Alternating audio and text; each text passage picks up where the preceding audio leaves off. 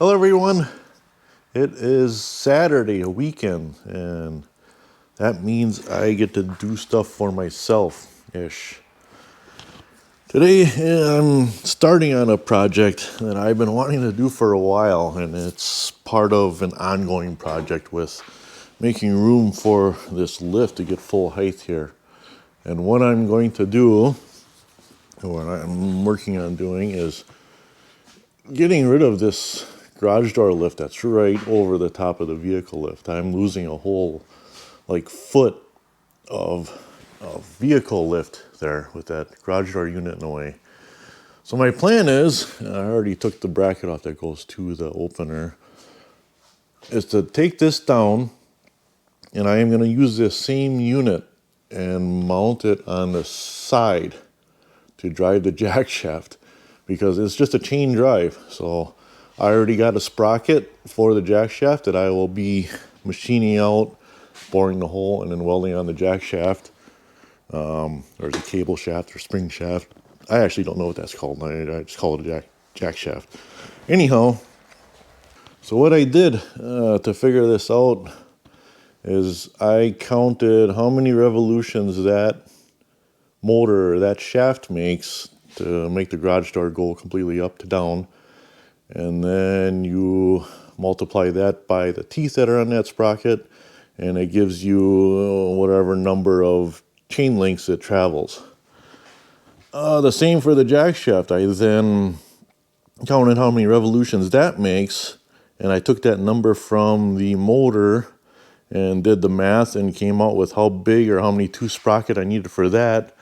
So it matches. Well, we're going to see how that goes. So, like I said, I already took that bracket off. So the only thing left now, I'm going to take the unit down, the garage door opener unit, and start figuring out how it's going to mount to that wall over there and drive that sprocket on that jack shaft. Yeah, another thing too, you got to pay attention to which way the motor turns for up and down.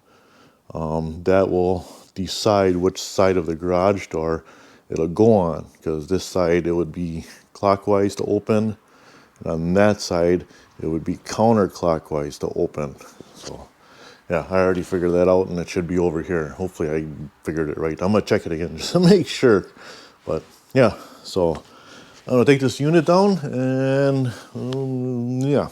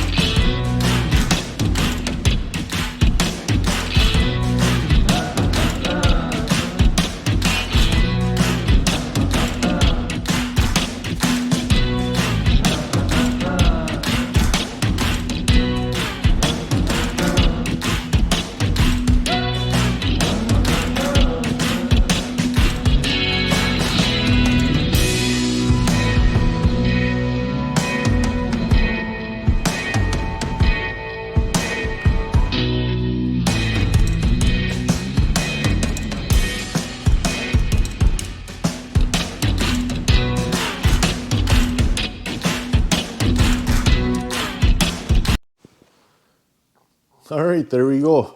That went much quicker than I thought it was going to today. I actually thought this was going to be a couple of day job, but yeah, I don't know, I got it done in like 3 hours-ish.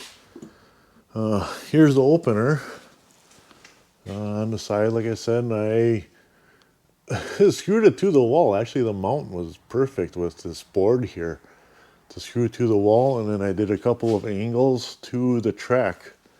That helped supported this other side really, really well.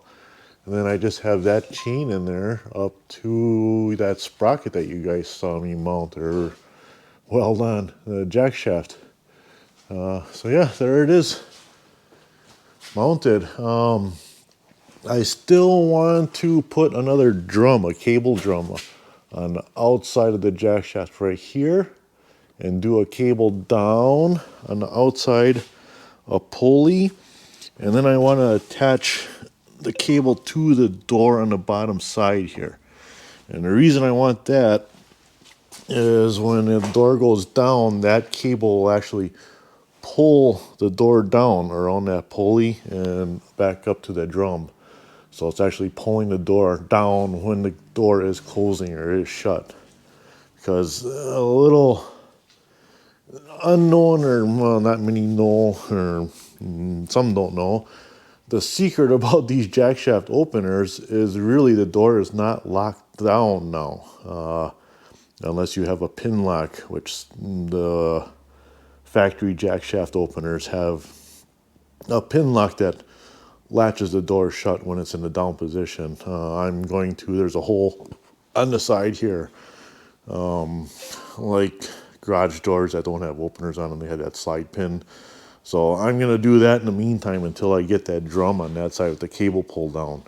The other reason I want that cable pulled down is so the door doesn't get stuck in the open position and the opener tries to turn that jack shaft and the door doesn't start coming down, because then the cable unspool on the drums on the top and that turns into a bird's nest.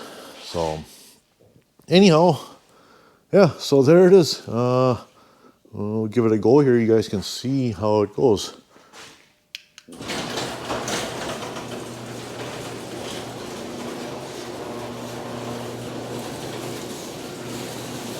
up. And stops at the top. I did have to play around. I am used to the garage door openers that had the screws in them for adjusting the fine adjustment lift and shut position. This one actually electronically learns what the top, like what the up trip position is and the down position. So I had to do some reading and figure out how to do that. It was very easy. You just push and hold the learn button and then up and down and whatnot. But yeah, I did some pissing around with that, and yeah, finally that works. So there's up. And then down, it's using basically the weight of the door to pull it down.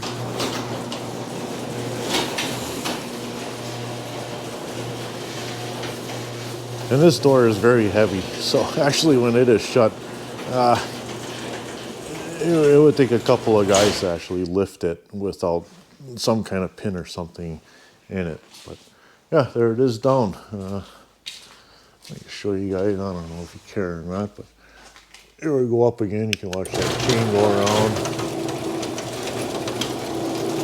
This drives that jack shaft. So instead of driving the opener up and down on a track, you just chain it up to the jack shaft. There's all the way up and then down.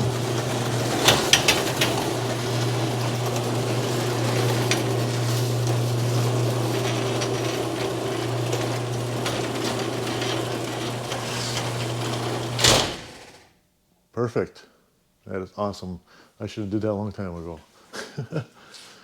So yeah, and then there I get, like I said, about a foot of extra travel for lifting cars up. That'll be nice. So there we go. I don't know if you can consider it a how-to video, but that just goes to show you that you can mount a normal garage door opener on the side and drive a jack shaft. Thanks for watching.